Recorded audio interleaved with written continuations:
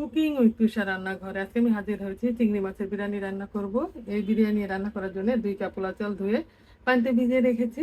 আর নিয়েছি চিংড়ি মাছ 12টি, পেঁয়াজ কুচি, মটরশুঁটি, কিশমিশ, দারচিনি, এলাচ, জয়ত্রী, তেজপাতা, কাঁচামরিচ, টমেটো ফালি, জিরার গুঁড়া, ধনিয়া গুঁড়া, মরিচের গুঁড়া, গরম মশলা গুঁড়া, ঘি, তেল ও আদা রসুন বাটা।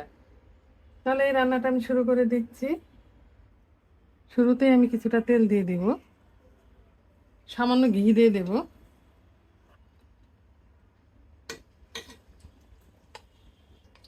পেঁয়াজ কুচিগুলো দিয়ে দেব,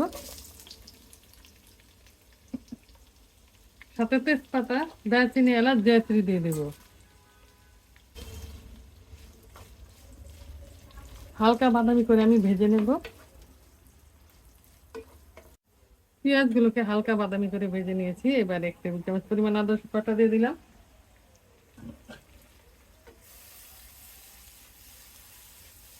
কিছুক্ষণ কষিয়ে নেব।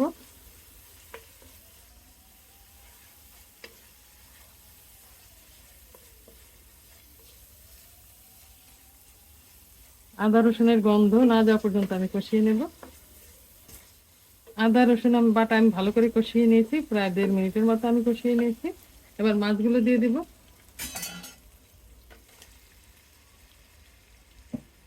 স্বাদ মতো লবণ দিয়ে দিব।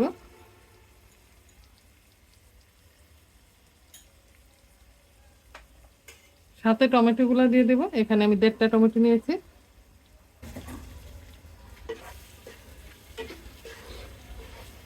কিছুক্ষণ আমি রান্না করে নেব, মানে কষিয়ে রান্না করে নেব।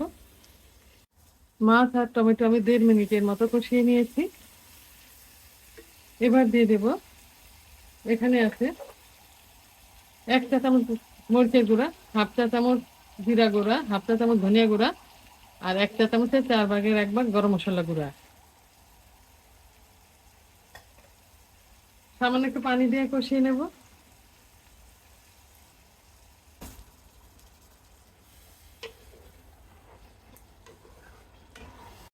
মশলা দেওয়ার পর আমি আরো 2 মিনিটের মতো কষিয়ে নিয়েছি। চুলার আঁচটা আমি মিডিয়ামে রেখেছি। এবার আমি পানি দিয়ে দেব। আমি 2 কাপ চালের জন্য 3 কাপ পানি নিয়ে নিয়েছি। যে পাত্র দিয়ে আমি চাল মেপেছি ওই পাত্র দিয়ে আমি পানি মেপেছি। পানিটা ফুটে উঠলে আমি চাল দিয়ে দিব। 2 কাপ চাল আমি ভালো করে ধুয়ে প্রায় 15 মিনিটের মতো ভিজিয়ে রেখেছিলাম। তারপর পানি ঝরতে দিয়েছি। পানি ফুটতে শুরু করেছে। রান্নার এই পর্যায়ে আমি দিয়ে দেব কাঁচামরিচ, দিয়ে দেব মটরশুঁটি, 1 কাপ পরিমাণ মটরশুঁটি, কিশমিশ,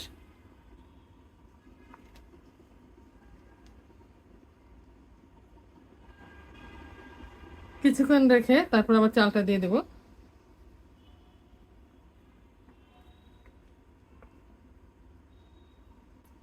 এবার চালটা দিয়ে দেব।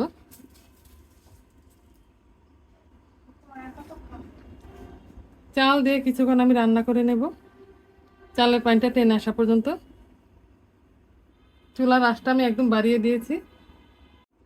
চালটা অলরেডি ফুটতে শুরু করেছে। চালের পানিটা টেনে আসলে তারপর আমি দমে দেব। আরও কিছুক্ষণ আমি পানিটা নিয়ে নেব।